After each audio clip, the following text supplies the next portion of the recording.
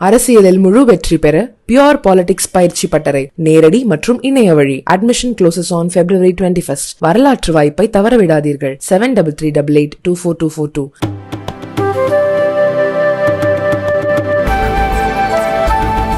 बोलिए भारत माता की, भारत माता की। अंतर्राष्ट्रीय जगत में भारत की प्रतिष्ठा बढ़ाने वाले और भारत का कद ऊंचा करने वाले हमारे प्रधानमंत्री आदरणीय मोदी जी, भारतीय जनता पार्टी के यशस्वी राष्ट्रीय अध्यक्ष माननीय जगत प्रकाश जी नड्डा, संसदीय बोर्ड के सभी सम्मानित सदस्यगण, भारतीय जनता पार्टी के समस्त पदाधिकारीगण और इस सभागार में मौजूद मेरे सभी कार्यकर्ता बहनों एवं भाइयों, आज मुझे जो जिम्मेदारी दी गई है, जैसा राष्ट्रीय अध्यक्ष जी ने कहा कि हमें राजनीतिक प्रस्ताव आप सबके समक्ष प्रस्तुत करना है। जो राजनीतिक प्रस्ताव है, मैं समझता हूं कि उसकी प्रतिलिपि भी आप सबको प्राप्त हो गई होगी और इस राजनीतिक प्रस्ताव का जो नामनक्लेचर है, जो नाम दिया गया है, वह विकसित भारत मोदी की गारंटी।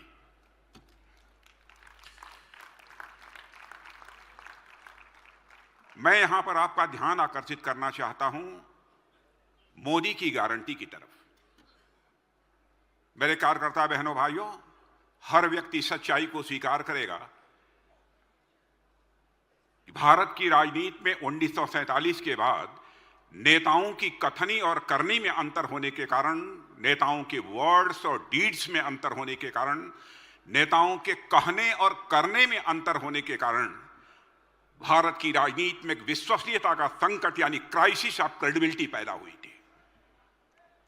मैं विश्वास के साथ कह सकता हूं, डंके की चोट पर कह सकता हूं कि भारत की राजनीति में पैदा हुए इस विश्वास के संकट को, इस क्राइसिस ऑफ क्रेडिबिलिटी को किसी ने पूरे दिलेरी के साथ, मजबूती के साथ उस चुनौती को स्वीकार किया है तो हमारे यशस्वी प्रधानमंत्री आदरणीय नरेंद्र मोदी जी ने स्वीकार किया।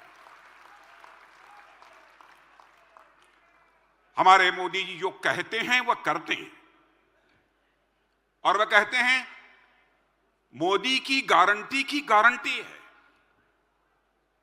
यानी 0.1% भी जो मैं कह रहा हूं उसे न होने की कोई गुंजाइश नहीं है। इस दृढ़ इच्छा शक्ति के साथ हमारे प्रधानमंत्री बोलते हैं। मोदी जी के राजनीति का ट्रैक रिकॉर्ड आप सब जानते हैं कितना शानदार है। जो हम बोलेंगे वह करेंगे मेरे दोस्त। इसीलिए राजनीतिक प्रस्ताव में विकसित भारत बनाने का जो हम लोगों ने लक्ष्य निर्धारित किया है और यह लक्ष्य भी दिया है हम सभी को हमारे प्रधानमंत्री ने, तो इस विकसित भारत को बनाने की भी हमारे प्रधानमंत्री की पक्की गारंटी है और उसी पर आधारित हमारा यह प्रस्ताव है मेरे बहनों भाइयों। साथियों, आज भारत जिस स्थिति में पहुंचा है उससे आप सभी परिचित हैं। आप ही नहीं परिचित हैं बल्कि सारी दुनिया अच्छी तरह वाकिफ है। भारत के प्रति अंतर्राष्ट्रीय जगत में एक सम्मान बढ़ा है। मुझे याद है 2013 में मैं भारतीय जनता पार्टी का राष्ट्रीय अध्यक्ष था। राष्ट्रीय अध्यक्ष रहते हुए एक डेलीगेशन का नेतृत्व करते हुए मैं अमेरिका गया था और उस समय गोवा की राष्ट्रीय कार्यकारिणी ने आदरणीय मोदी जी को इलेक्शन कैंपेन कमेटी का चेयरमैन उस समय घोषित किया था। जब मैं वहां गया, सीनेट के कई डेलीगेशन उनके साथ हमारी बातचीत हुई, थिंक टैंक के लोगों के साथ बातचीत हुई, कांग्रेस के लोगों के साथ हमारी बातचीत हुई, सारे वहां के मेंबर ऑफ पार्लियामेंट। एक तो उनके अंदर विश्वास था कि यदि भविष्य में मोदी जी का नेतृत्व यदि भारत में होने वाला है तो भारत आगे जाएगा ही, दुनिया की कोई ताकत नहीं रोक सकती। लेकिन मुझे याद है एक दो ऐसे सीनेट के मेंबर थे जिन्होंने कहा था कि now the success story of the India is over even before it has picked up. उनका कहना था कि इंडिया की सक्सेस स्टोरी अब पूरी तरह से समाप्त हो चुकी है, इसके पिकअप करने के पहले ही।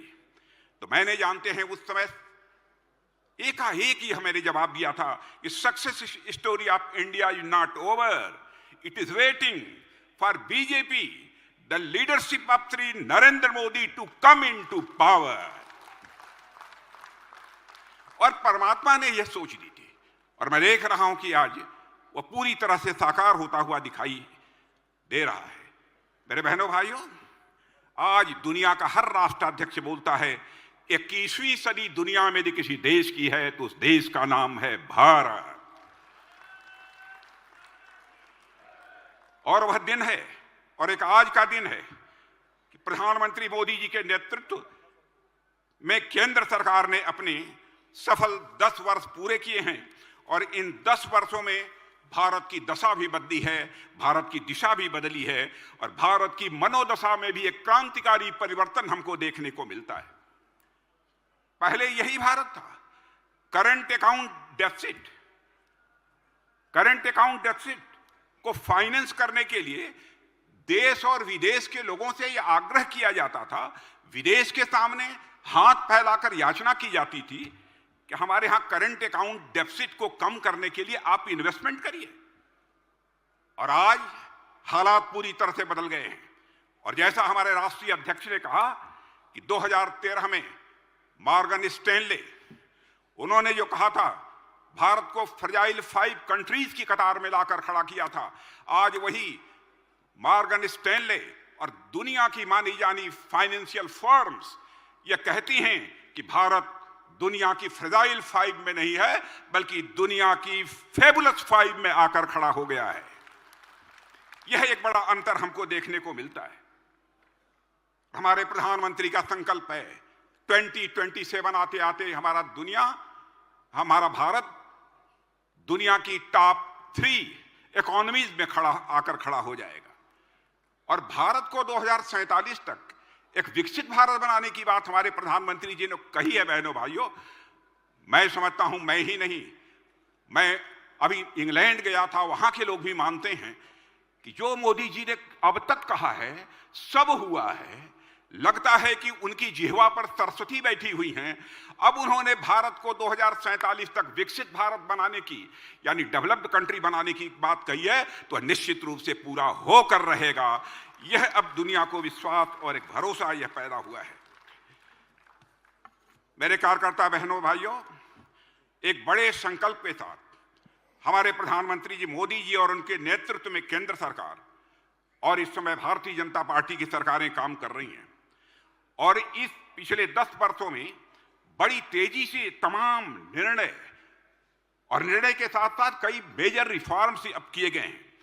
चाहे वह धारा 370 जम्मू कश्मीर की समाप्त करने का हो, नए संसद भवन के निर्माण का हो, नारी शक्ति वंदन का हो, अथवा 3 तलाक की कुप्रथा को समाप्त करने का हो, जीएसटी लागू करने का हो, मिशन चंद्रयान हो, आदित्ययान की सफल लैंडिंग और लॉन्चिंग हो, अयोध्या भगवान श्री राम के भव्य मंदिर का निर्माण हो, जनधन आधार मोबाइल की त्रिमूर्ति के सहयोग से डीबीटी का सफल संचालन हो, या फिर आतंकवाद और भ्रष्टाचार के खिलाफ निर्णायक कार्रवाई हो।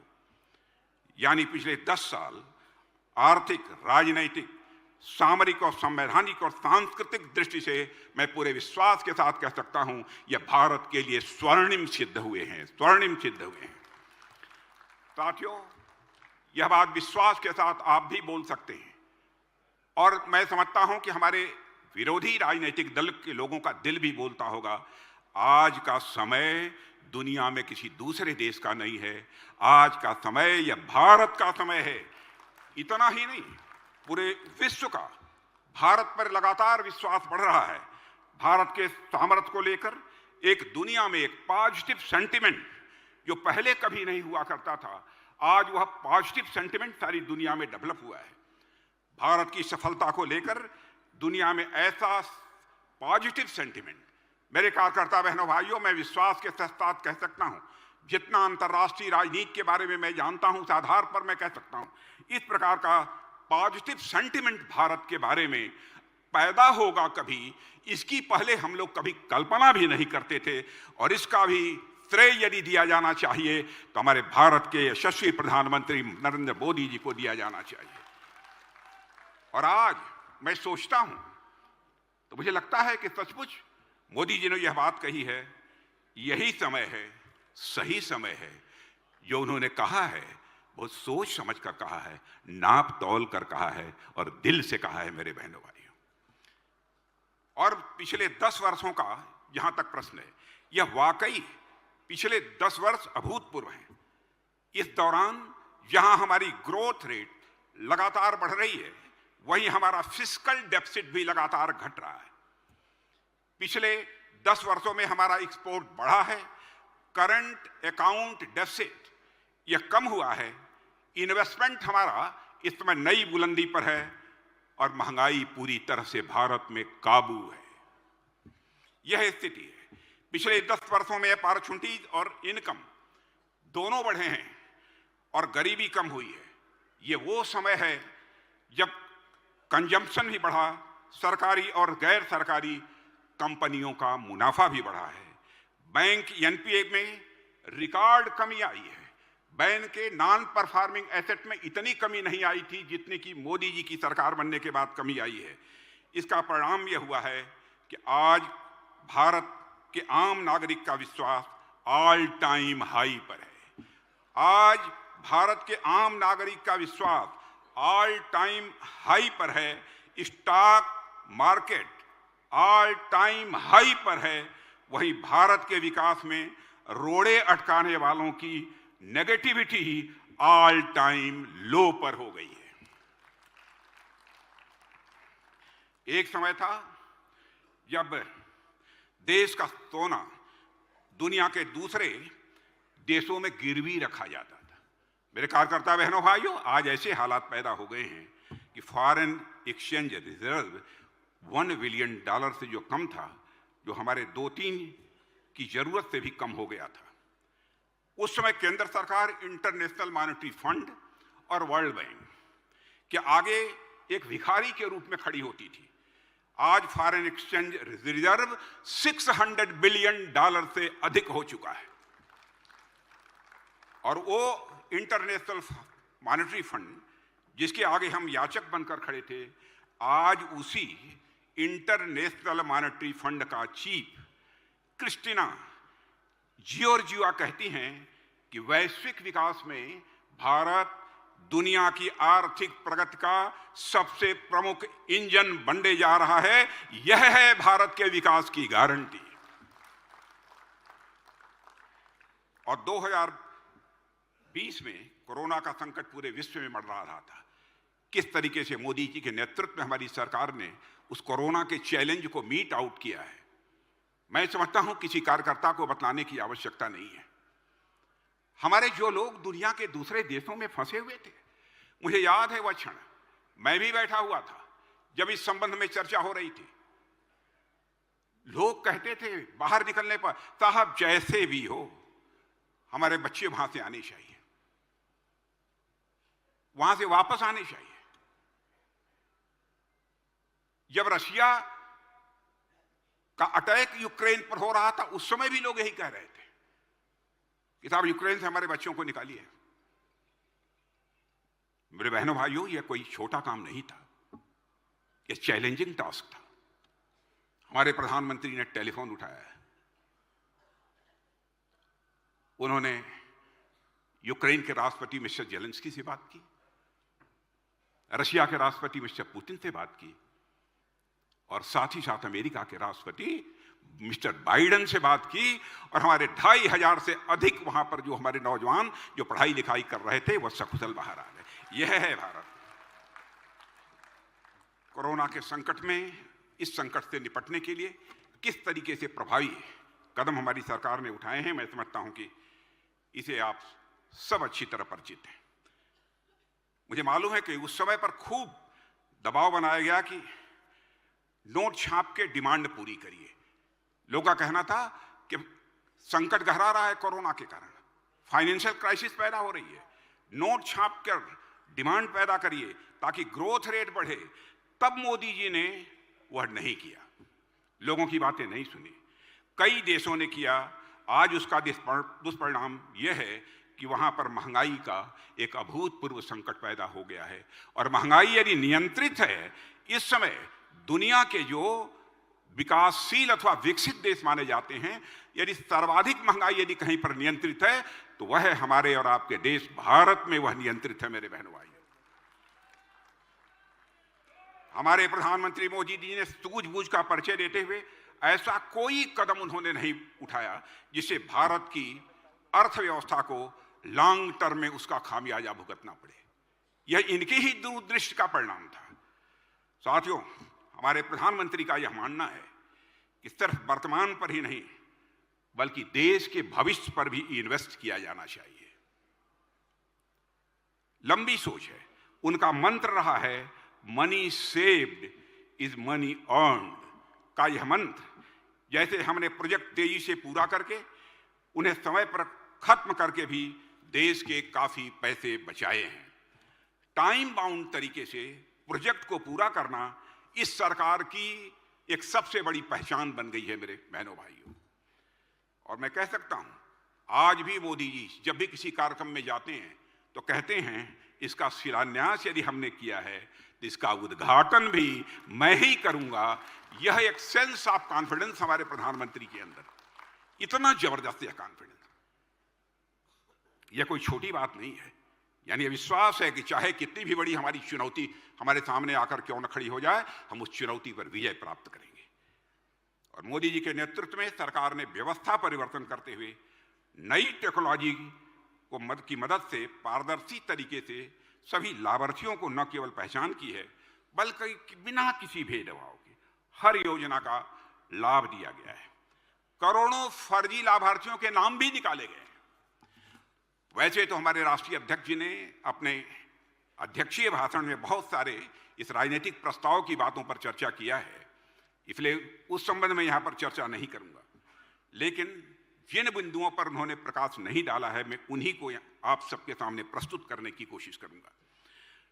डायरेक्ट बेनिफिट ट्रांसफर सिस्टम के माध्यम से यह स्कीम शुरू की गई और एक एक पाई सही लाभार्थी के बैंक के खातों में पहुंचाने का काम हमारी सरकार ने किया है।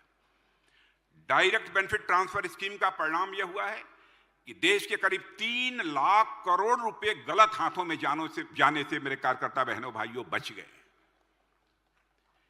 देश में काम करने की स्पीड पहले की अपेक्षा कई गुना बढ़ गई है। 2014 में जहां पर भारत में स्टार्टअप की संख्या 300, 400, 500 हुआ करती थी, आज आपको जानकर यह खुशी होगी कि भारत में स्टार्टअप की संख्या 1,20,000 से अधिक पहुंच गई है। भारत में दुनिया के मोबाइल का जहां तक प्रश्न है, एक दशक के दौरान मोबाइल की मैन्युफैक्चरिंग केवल 10 वर्षों के अंदर मोबाइल की मैन्युफैक्चरिंग में 5 गुना का इजाफा हुआ है। ऐसा इजाफा और दुनिया में कहीं देखने को आपको नहीं मिलेगा। ईज ऑफ डूइंग बिजनेस का जहां तक सवाल है, उसे सुनिश्चित करने के लिए 40,000 ऐसे कंप्लायंसेज हैं, या तो उन्हें हटा दिया गया है या उन्हें सिंप्लीफाई कर दिया गया है, उनका सरलीकरण कर दिया गया है। इन्वायरमेंट क्लियरेंस, पर्यावरण क्लियरेंस यह लेने में 600 दिन लग जाते थे, 2-2 साल, 2.5 साल इन्वायरमेंट क्लियरेंस नहीं मिलता था लोगों को। सारे प्रोजेक्ट्स रुके रह जाते थे। 600 दिनों में मिला करते थे इन्वायरमेंट क्लियरेंसेस, अब वह 75 दिन से कम समय में अब लोगों को प्राप्त हो रहे हैं। इसलिए विकास की गति में भी तेजी आई है। मेरे साथियों, 10 साल में कैपिटल एक्सपेंडिचर 5 गुना बढ़कर 10 लाख करोड़ हो गया है। और आपको जानकर खुशी होगी, इस बार वह बढ़कर 11 लाख करोड़ हो गया है। राष्ट्रीय राजमार्ग के बारे में उन्होंने बतलाया है अध्यक्ष जी ने, लंबाई जहां 90,000 किलोमीटर से बढ़कर 1.46 लाख किलोमीटर अब हो गई है, और 4 लेन वाले राजमार्गों की लंबाई में तो 2.5 गुना वृद्धि हुई है। 25,000 किलोमीटर से अधिक रेलवे ट्रैक बिछाए गए हैं, और अमृत भारत स्टेशन योजना के तहत 1300 से ज्यादा रेलवे स्टेशन का कायाकल्प भी हुआ है। प्रमुख बंदरगाह जो हैं, वहां पर कार्गो मैनेजमेंट की क्षमता जितनी पहले थी उससे 2 गुनी हो गई है। मैं समझता हूं दक्षिण भारत, साउथ इंडिया में रहने वाले लोग इसे अच्छी तरह समझते होंगे। हाई स्पीड कॉरिडोर की लंबाई 500 जो किलोमीटर हुआ करती थी, जो आज बढ़कर जो 500 किलोमीटर हाई स्पीड कॉरिडोर की लंबाई 10 साल पहले 500 किलोमीटर, आज वह 4,000 किलोमीटर से अधिक हो गई है। देश में 10,000 किलोमीटर गैस पाइपलाइन भी बिछाई गई है। सिर्फ 5 शहरों तक सीमित मेट्रो की सुविधा मेरे कार्यकर्ता बहनों भाइयों 20 शहरों तक पहुंच गई है। देश की लगभग 2 लाख ग्राम पंचायतों को ऑप्टिकल फाइबर से जोड़ा जा चुका है। लगभग 11 करोड़ ग्रामीण परिवारों तक पहली बार पाइप से पानी पहुंचाया गया। यह है हमारी सरकार और हमारे प्रधानमंत्री का बराबर यह प्रयास रहा है कि नीतियां और योजनाएं ऐसी बनाई जाएं जिससे हर नागरिक को जहां लाभ हो वहीं उसकी बचत भी हो। अब जल जीवन मिशन की वजह से गरीबों को पानी का शुद्ध पानी मिलना यह संभव हुआ है और इस वजह से आपको जानकर खुशी होगी कि बीमारी का भी खर्च यह कम हुआ है। आयुष्मान भारत की चर्चा हमारे अध्यक्ष जी ने की थी, लेकिन इसके कारण देश के गरीब का बचत कितनी हुई है? 1 लाख करोड़ रुपए से अधिक की यह बचत हुई है। पीएम जन औषधि केंद्र पर 80% का डिस्काउंट मिला हुआ है। आप जानते हैं इससे गरीबों की जेब की कितनी बचत हुई है? 30,000 करोड़ से अधिक की गरीबों की बचत हुई है। यह है हमारी सरकार। जन कल्याण का काम सरकारी खजाने पर बोझ न बनने पाए, इसके लिए भी सरकार ने काफी दृढ़ता दिखाई है। और मुफ्त बिजली इस देश में एक ऐसा लालच है जो कोई राजनीतिक दल या देने में रंच मात्र भी परहेज नहीं करता है। लेकिन हमारे प्रधानमंत्री ने मुफ्त बिजली देने का वादा, भले ही वो चुनाव का समय रहा हो, कभी भी जनता के साथ नहीं किया है, बल्कि इसका एक नया तरीका हमारे प्रधानमंत्री ने निकाला है। वे 1 करोड़ घरों के लिए रूफटॉप सोलर स्कीम लेकर आए। इस स्कीम से लोग बिजली पैदा करके अपना बिजली बिल 0 कर सकेंगे और ज्यादा बिजली बेचकर वह पैसा भी कमा सकेंगे। यह बात मैं विश्वास के साथ कह सकता हूं। यूपीए के समय एलईडी बल्ब 400 रुपए में मिलता था। अब जानते हैं एलईडी बल्ब 40-50 रुपए में मिलता है। 10 गुना कीमत कम हो गई है। एलईडी के कारण बिजली बिल में लोगों की करीब 20,000 करोड़ रुपए अब तक के बचे हैं, जो अनुमान है। साथियों, सिर्फ नारे देने से काम नहीं होता, लेकिन आजाद भारत में प्रथा चल पड़ी थी, नारे दो, लोगों को गुमराह करो, लोगों का मत हासिल करो। राजनीति केवल सरकार बनाने के लिए नहीं की जानी चाहिए मेरे बहनों भाइयों, राजनीति की जानी चाहिए तो देश बनाने के लिए राजनीति की जानी चाहिए, समाज बनाने के लिए राजनीति की जानी चाहिए। 70 के दशक में मैं आपको याद दिलाना चाहता हूं, हमारे यहां गरीबी हटाओ के नारे रात दिन दिए जाते थे, मगर गरीबी हटी नहीं। गरीबों की संख्या लगातार बढ़ती चली गई। गरीबी के नाम पर अपनी दुकान सजाने वाले लोग अमीर होते चले गए। मगर जब एक गरीब परिवार में जन्मे मोदी जी ने प्रधानमंत्री का पद संभाला तो उन्हें पता था कि क्या करना है, और जो किया उसका परिणाम यह हुआ है कि पिछले 10 वर्षों में 25 करोड़ लोग गरीबी रेखा से बाहर आए हैं। गरीबी के संकट से उन्हें निजात मिली है। यह मेरा आंकड़ा नहीं है, यह नीति आयोग का आंकड़ा है। यह कोई छोटी उपलब्धि नहीं है मेरे साथियों, बल्कि एक तपस्वी प्रधानमंत्री की 10 साल की यह तपस्या का परिणाम है। गरीबों के लिए जिंदगी खपाने के संकल्प का यह परिणाम है। यह कोई छोटी बात नहीं है। भारत की गरीबी पूरी तरह से दूर करने, भारत के विकास को नई गति देने के लिए प्रधानमंत्री मोदी जी ने जो रोड मैप बना रखा है, मैं समझता हूं अभी से चुनाव होने वाले हैं, लेकिन अगले टर्म में हमारा विकास का रोड मैप क्या होगा, इसका खुलासा यदि होगा तो तीसरे टर्म में जब मोदी जी के नेतृत्व की सरकार बनेगी तब इसका खुलासा होगा।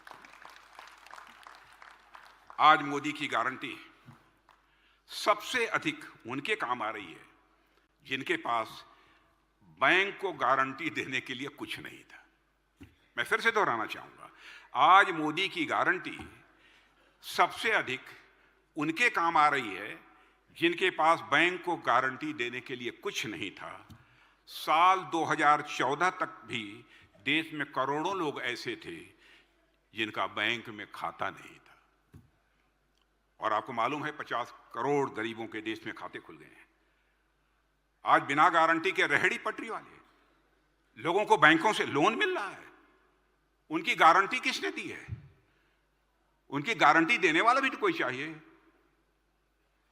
उनकी गारंटी देने वाला एक ही भारत माता का सपूत है, जिसका नाम है नरेंद्र मोदी, जो आज हमारे भारत के प्रधानमंत्री।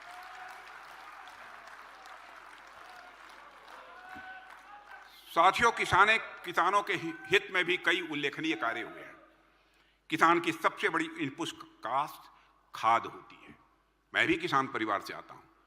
सबसे ज्यादा इनपुट कास्ट खाद की होती है।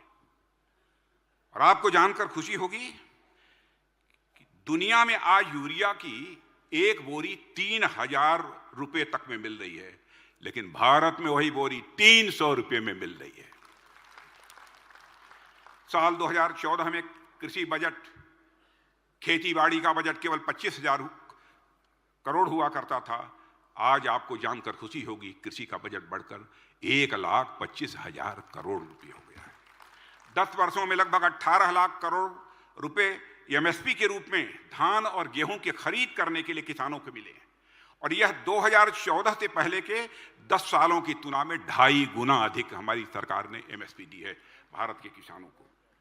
पीएम किसान सम्मान निधि के तहत अब तक 2,80,000 करोड़ रुपए किसानों को मिल चुके हैं। प्रधानमंत्री फसल बीमा योजना के तहत किसानों ने, मैं फिर से सभी अपने कार्यकर्ता बहनों भाइयों को बतलाना चाहूंगा, फसल बीमा योजना के तहत किसानों ने 30 करोड़ रुपया प्रीमियम दिया है। इसके बदले उन्हें सरकार ने 1.5 लाख करोड़ रुपए का क्लेम दिया है। और साथियों, आज भारत का एग्रीकल्चर एक्सपोर्ट 4 लाख करोड़ रुपए तक पहुंच गया है। और देश में पहली बार पशुपालकों और मछुआरों को किसान क्रेडिट कार्ड का आज लाभ मिल रहा है। किसानों की एक बहुत बड़ी समस्या आप जानते हैं, भंडारण की होती है। उसकी सुविधा के अभाव के कारण एक बहुत बड़ा संकट पैदा होता है। इस संकट को दूर करने के लिए हमारी सरकार ने कई प्रभावी कदम उठाए हैं और इसके तहत पूरे देश में कोल्ड स्टोरेज का एक नेटवर्क भी तैयार इस समय किया जा रहा है। साथियों, हमारी सरकार ने नमो ड्रोन दीदी योजना प्रारंभ की है। नमो ड्रोन दीदी योजना प्रारंभ की है। इससे महिलाओं के स्वयं सहायता समूहों यानी सेल्फ हेल्प ग्रुप को ड्रोन पायलट की ट्रेनिंग दी जा रही है। इस समय उन्हें ड्रोन दिए जा रहे हैं। भविष्य में ये नमो ड्रोन दीदी ग्रामीण अर्थव्यवस्था और खेती किसानी की बहुत बड़ी ताकत हमारी ये बहनें बनने जा रही है, बहुत बड़ी ताकत बनने जा रही है। साथियों, जहां तक किसानों का प्रश्न है, किसानों के लिए हमारी सरकार ने जितना काम किया है, मैं दावे के साथ कह सकता हूं, क्योंकि इस देश का मैं कृषि मंत्री भी रह चुका हूं, इसके पहले किसी भी सरकार ने किसानों के लिए इतना काम नहीं किया। पहली बार किसानों और खेत में काम करने वाले कामगारों को पेंशन, पहली बार किसानों और खेत में काम करने वाले कामगारों को पेंशन देने का काम यदि किसी भारत माता के सपूत ने किया है तो उस भारत माता के सपूत का नाम है श्री नरेंद्र मोदी।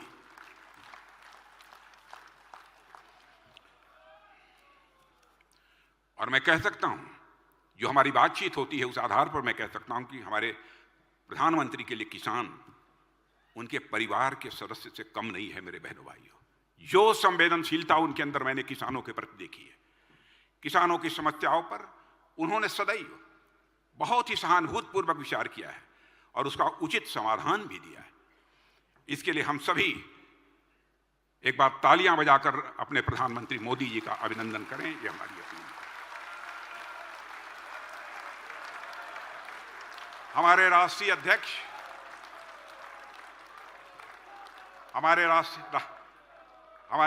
अध्यक्ष ने आपके सामने बतलाया कि धारा 370 की मांग पहला जब चुनाव 1951 का हुआ था, तब से जब हम भारतीय जनता के रूप में काम कर रहे थे, तब से बराबर धारा 370 को समाप्त करने की बात हम करते चले आ रहे हैं। अपने चुनावी घोषणा पत्रों में हम वादे भी करते थे। लोग ये कहते थे धारा 370 का वादा तो बराबर ये लोग करते हैं, लेकिन धारा 370 कभी समाप्त नहीं होगी। आपने देखा जब संसद के दोनों सदनों में हमको स्पष्ट बहुमत मिला तो हमारे गृह मंत्री अमित भाई ने वह प्रस्ताव पेश किया, हमारे प्रधानमंत्री मोदी जी के मार्गदर्शन में, उनके नेतृत्व में, और धारा 370 को हम लोगों ने तार तार कर दिया और धारा 370 समाप्त। जम्मू कश्मीर और लद्दाख के प्रति जो लंबे समय से अत्याचार हो रहा था, जम्मू कश्मीर और लद्दाख के साथ जो लंबे समय से जुल्म और अत्याचार हो रहा था, भेदभाव हो रहा था, उसको मेरे कार्यकर्ता बहनों भाइयों हम लोगों ने डंके की चोट पर समाप्त किया है। इसी तरह भारतीय दंड संहिता, इंडियन पेनल कोड था, यानी कैसे दंड लोगों को मिलेगा, इस प्रकार के कानून बने हुए थे। हमारी सोच में पॉजिटिविटी देखिए, जिन लोगों की सोच में नेगेटिविटी थी उन्होंने इंडियन पेनल कोड, भारतीय दंड संहिता उसका नामनक्लेचर किया, लेकिन हम लोगों ने कहा भारतीय दंड संहिता नहीं, बल्कि जो भी यदि अदालत में जाता है, अदालत की दहलीज पर खड़ा होता है तो उसे न्याय मिलना चाहिए, गलत करता है तो दंड मिलना चाहिए, और ये अच्छा करता है तो एक प्रकार से उसका सम्मान किया जाना चाहिए। इसीलिए दंड संहिता को हम लोगों ने न्याय संहिता के रूप में परिवर्तित किया है, और इस काम को भी हमारे गृह मंत्री अमित भाई ने ये प्रस्तुत किया था मोदी जी के मार्गदर्शन में, यह भी पारित हुआ है। साथियों, लंबे समय से इस देश में एक नए संसद भवन की आवश्यकता महसूस की जा रही थी। आप सभी जानते हैं वो बनकर तैयार हो गया, और स्टेट ऑफ द आर्ट संसद भवन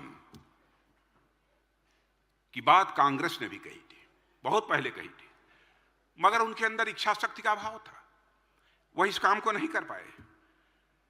बल्कि उन्होंने यह किया कि जब उद्घाटन समारोह था उन्होंने बायकॉट किया, और तर्क क्या दिया था, उद्घाटन समारोह का बहिष्कार किया, और न तो वह उनके पार्टी में हित में था, और न उनके लोकतंत्र के हित में था, और न ही वह देश के हित में था जो काम उन्होंने किया।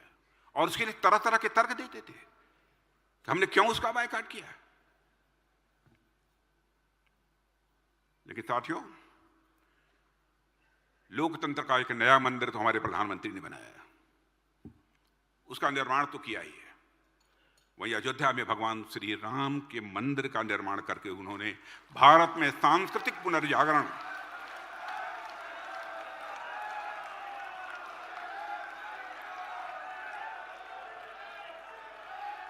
उन्होंने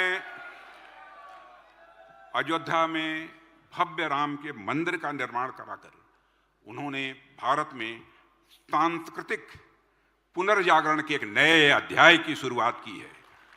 500 वर्षों की प्रतीक्षा के बाद भगवान राम अपने नव विग्रह में अब स्थापित हो गए हैं। साथियों, प्रधानमंत्री जी, 22 जनवरी को मैं प्रधानमंत्री जी को संबोधित करके मैं कहना चाहता हूं, प्रधानमंत्री जी, आपने 22 जनवरी को आपके माध्यम से जो कार्य हुआ है वो कोई सामान्य कार्य नहीं है, वो इतिहास में अद्वितीय है, अनपैरेलल है। और यह इसलिए अद्वितीय है कि यह अवसर 500 वर्षों के बाद आया है। यह तो बात है, पर मैं कह सकता हूं सन 1947 में भारत देश का शरीर स्वतंत्र हुआ था, और 22 जनवरी 2024 को उसमें आत्मा की प्राण प्रतिष्ठा हमारे प्रधानमंत्री की।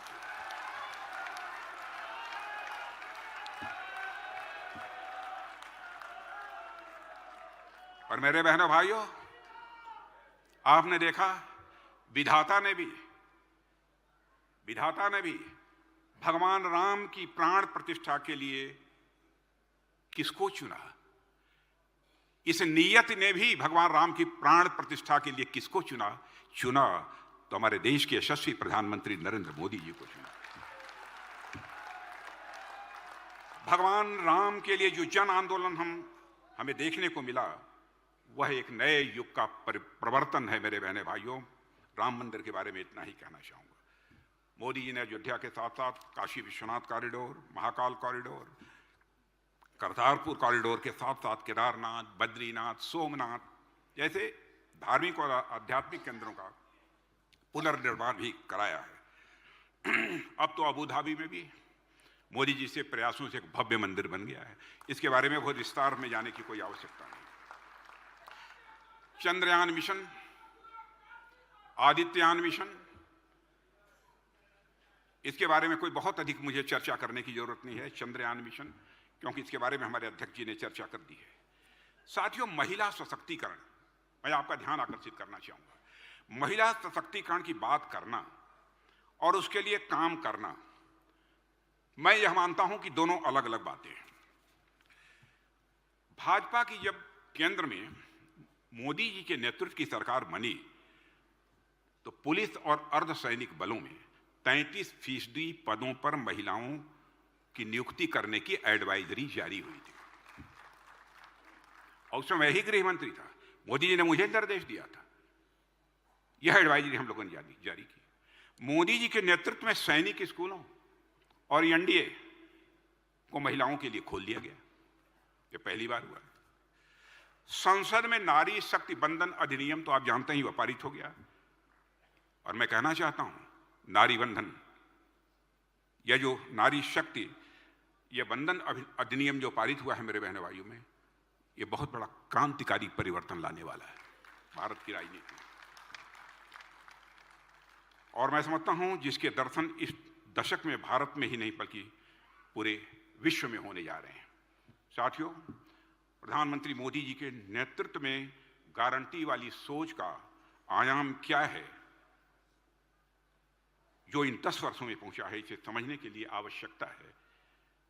और आप समझें, मैं आपसे आग्रह करना चाहता हूं कि यदि 15 अगस्त 2014 को प्रधानमंत्री ने बेटी बचाओ बेटी पढ़ाओ प्रारंभ किया, अर्थात गर्भ में स्त्री की रक्षा से लेकर उज्ज्वला योजना के द्वारा गृहिणियों की आंखों की आंसू पोंछने तक, मुद्रा योजना के द्वारा स्वावलंबी बनाने तक, कार्यकारी यानी काम करने वाली जो महिलाएं हैं उनको 6 माह के मातृत्व अवकाश तक, बलात्कार के लिए कठोर से कठोर, यहां तक कि प्राण दंड तक, मंत्रिमंडल में सर्वाधिक महिला भागीदारी से होते हुए संसद में नारी शक्ति बंधन अधिनियम के द्वारा संसदीय व्यवस्था में महिलाओं की भागीदारी तक, यह एक पूरा खाका है जिसे यदि कोई देखे तो इस एक विषय पर हमारे प्रधानमंत्री मोदी जी की सोच क्या है और वह कितनी दूरदृष्टि के साथ व्यवस्थित योजना से चलते हैं, इसे अच्छी तरह समझा जा सकता है। मगर अभी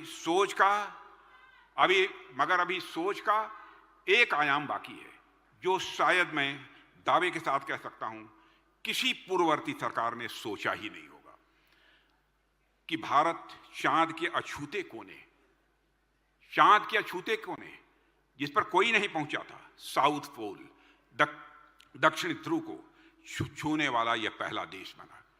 और मोदी जी ने उस पॉइंट का नाम भी पॉइंट शिव शक्ति रखा, यानी नारी शक्ति का बंधन संसद तक ही नहीं बल्कि चांद के अछूते कोने पर भी आज हमको दिखाई दे रहा है। देखो, छोटी उपलब्धि नहीं है साथियों।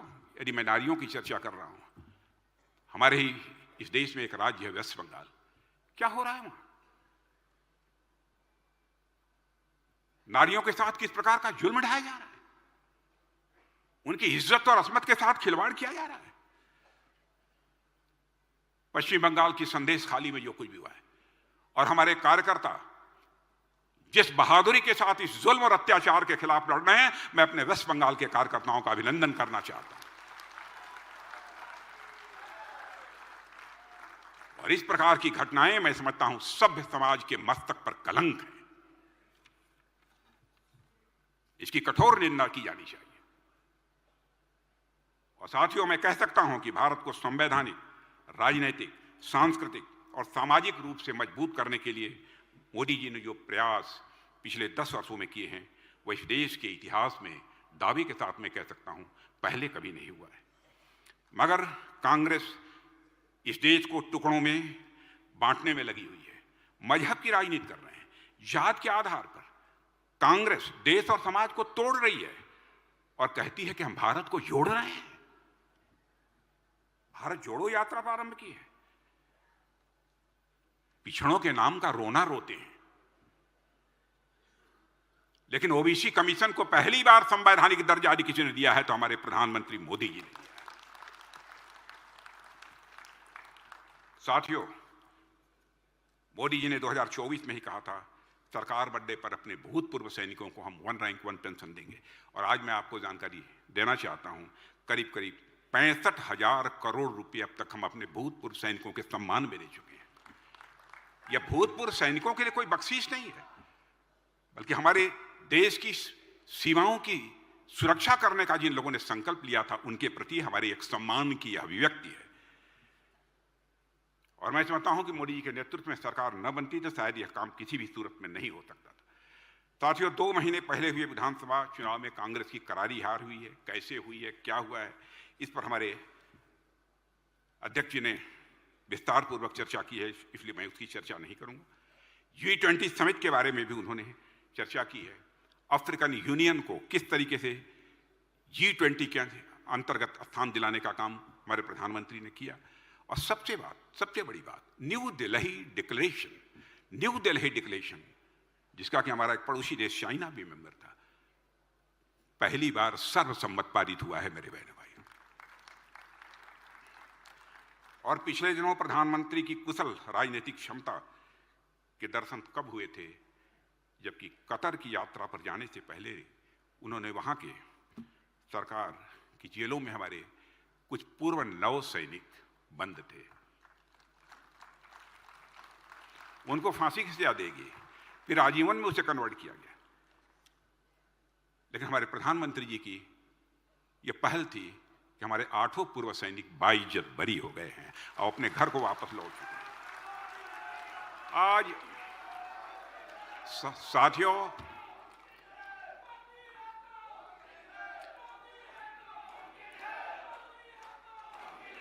साथियों, आज हर भारतीय को पूरा विश्वास हो गया।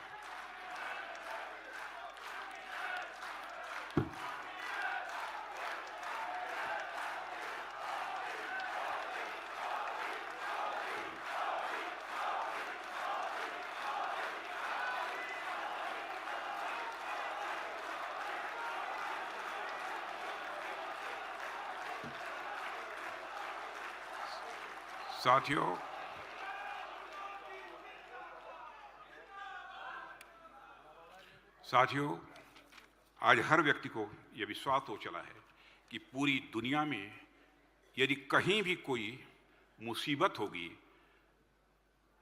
किसी के ऊपर यदि कोई मुसीबत आएगी, तो उस मुसीबत, उस संकट से बचाने वाला कोई शख्स है इस धरती पर, तो उसका नाम है नरेंद्र मोदी।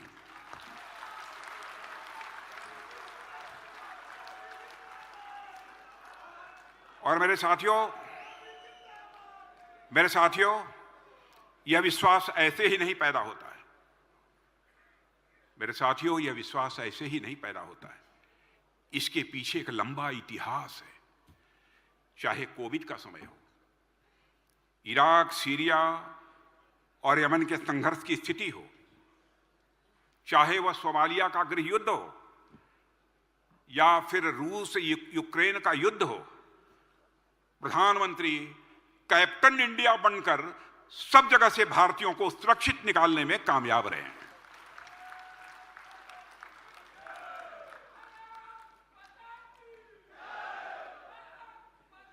और मेरे बहनों भाइयों, अंतर्राष्ट्रीय जगत में भारत की हैसियत क्या बनी है। पहले अंतर्राष्ट्रीय फोरम पर, इंटरनेशनल फोरम पर भारत कुछ बोलता था तो दुनिया भारत की बातों को गंभीरतापूर्वक नहीं लेती थी। लेकिन आज इंटरनेशनल फोरम पर भारत कुछ बोलता है तो दुनिया दोनों कान खोलकर सुनती है भारत बोल क्या रहा है। यह भारत की हैसियत बनी है। साथियों, अभी हाल में ही मैं ब्रिटेन गया था। वहां के मंत्रियों के साथ भी हमारी बातचीत हुई थी। प्रधानमंत्री जी से भी मिलने का अवसर प्राप्त हुआ था। और जब कोई व्यक्ति विदेश में जाता है तो स्वाभाविक रूप से उस देश के बारे में बहुत सारी जानकारियां उसे प्राप्त होती हैं। पर एक भारत के बदले स्वरूप की अनुभूति मुझे उस विदेश यात्रा में हुई थी। पर मोदी जी के नेतृत्व में तारीख ने जो फलक भी देखा है, वह मंजिल भी पाई है, और वो किसी समय में ब्रिटेन जिससे हम मदद की गुहार लगाते थे, वह ब्रिटेन जिससे हम कभी मदद की गुहार लगाते थे, आज वो भारत के साथ फ्री ट्रेड एग्रीमेंट करने को इतना महत्व दे रहा है, फ्री ट्रेड एग्रीमेंट भारत के साथ करने को इतना महत्व दे रहा है कि आगामी चुनाव में ब्रिटेन का भारत के साथ फ्री ट्रेड एग्रीमेंट एक महत्वपूर्ण चुनावी मुद्दा बनने जा रहा है। मैं गारंटी के साथ कह सकता हूं, वे किसी और सरकार की बस की बात हो ही नहीं सकती थी। साथियों, 10 वर्षों में कुछ ऐसे भी काम हुए हैं कि नई टेक्नोलॉजी में दुनिया सिरमौर, हमारा भारत दुनिया के सिरमौर देशों की लगभग समकक्ष पहुंचता जा रहा है। Clean energy, new installed capacity में हम दुनिया के चौथे देश बने। क्लीन एनर्जी और न्यू इंस्टॉल्ड कैपेसिटी में हम दुनिया के चौथे देश बन गए। और सोलर एनर्जी में 25 गुना छलांग हमने लगाई है। डिजिटल डाटा की कीमत लगभग 20 गुना कम हम लोगों ने की है। वो भारत जिसे टेक्नोलॉजी में बहुत ही पिछड़ा हुआ देश माना जाता था, वो डिजिटल ट्रांजैक्शन में सिर्फ नंबर 1 ही नहीं बना है, बल्कि पिछले वर्ष दुनिया के 46% डिजिटल ट्रांजैक्शन भारत में हुए हैं, जो दुनिया के सबसे बड़े 4 मुल्कों के कुल डिजिटल ट्रांजैक्शन को जोड़ भी लिया जाए तो उससे ज्यादा है। हाइड्रोजन एनर्जी से लेकर 5G रोल आउट तक और एक साथ 100 सैटेलाइट लॉन्च करने तक अब टेक्नोलॉजी में हम, मुझे लगता है कि जल्दी ही दुनिया के सिरमौर भी बनेंगे, वह दिन दूर नहीं है। रक्षा मंत्री के रूप में मैं कह सकता हूं, साथियों, रक्षा के क्षेत्र में भी हमारे प्रधानमंत्री जी के मार्गदर्शन में अभूतपूर्व काम हुए, अभूतपूर्व काम हुए। आपको जानकर खुशी होगी, कुछ हजार, 10,000, 5,000, 15,000 करोड़ रुपए का डिफेंस प्रोडक्शन होता था। आज हमारा डिफेंस प्रोडक्शन 1,08,000 करोड़ रुपए से अधिक का बढ़ गया है। दुनिया में रक्षा सामान यानी टैंक, तोप, एमिनिशन, गोली, बारूद, बंदूक, ये सब दुनिया के दूसरे देशों से आयात करते थे, मंगाते थे। सबसे बड़े आयातक, सबसे बड़े इंपोर्टर हम थे। लेकिन आज आपको जानकर खुशी होगी कि हम दुनिया के टॉप 25 कंट्रीज में एक्सपोर्टर बनकर खड़े हो गए हैं। यह है हमारा भारत। और आज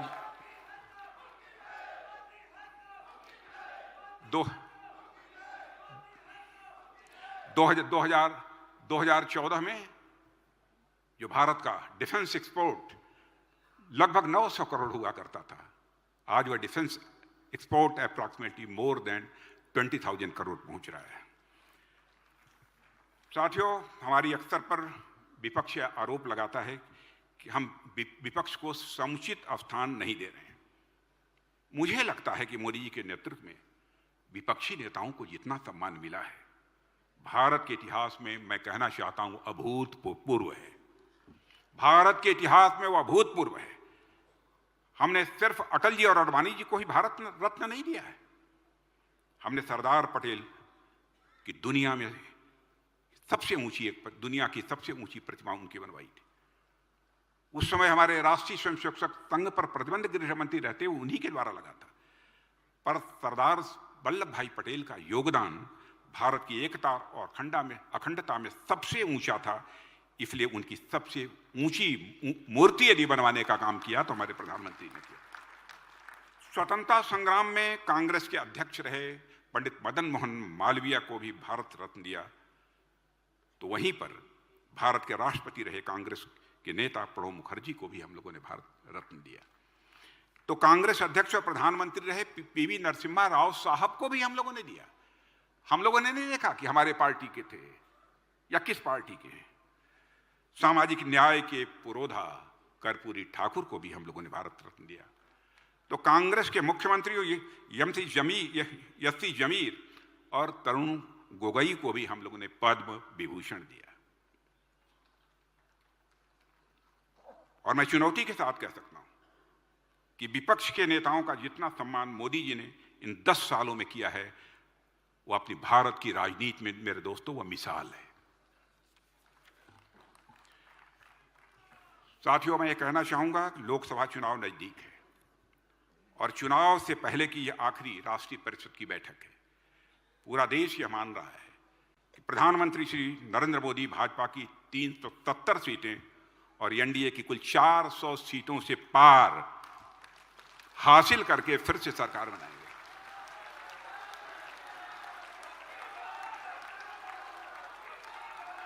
केवल देश की जनता ही नहीं मान रही है। अब यदि आप अकेले बात करेंगे तो दूसरे राजनीतिक पार्टियों के नेता भी स्वीकार करेंगे, हाँ हालात तो यही हैं, दबी जुबान से वो भी स्वीकार करते हैं। और मेरे बहनों भाइयों, ये 370 सीटों का आंकड़ा छूने का सामर्थ्य भारत की राजनीति में यदि किसी के पास है तो भाजपा के पास है। क्योंकि हमने 2019 के लोकसभा चुनावों से पहले जो संकल्प रखे थे उसे हमारे प्रधानमंत्री मोदी जी ने पूरा करके जनता को एक नई आशा और विश्वास से भर दिया है। जनता को पूरे नए आशा और विश्वास के साथ भर दिया है और उन्होंने धारा 370 को भी समाप्त किया है। इसलिए इस बार विजय तिलक 370 सीटों के साथ करने का मन इस देश की जनता ने बना लिया है। साथियों, अब की बार 400 पार यह कोई नारा नहीं है, बल्कि मैं समझता हूं कि हम हर कार्यकर्ता का यह संकल्प होना चाहिए, हर कार्यकर्ता का संकल्प होना चाहिए 400 पार। और यह संकल्प हमें इस बैठक से लेकर अपने अपने राज्यों में जाना है और प्रधानमंत्री श्री नरेंद्र मोदी जी को लगातार तीसरी बार भारत का प्रधानमंत्री बनाना है।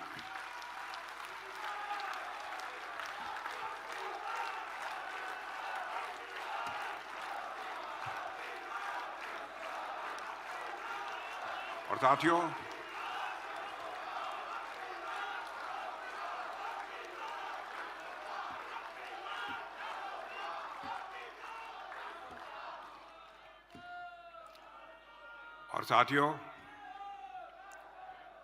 मैं आपका आह्वान करना चाहता हूं एक कविता के माध्यम से। सेनानी करो प्रयाण भय, सेनानी करो प्रयाण भय, भावी इतिहास तुम्हारा है। सब नखत अमा के बुझते हैं, भावी इतिहास तुम्हारा है। इन्हीं शब्दों के साथ आप सबको बहुत बहुत धन्यवाद।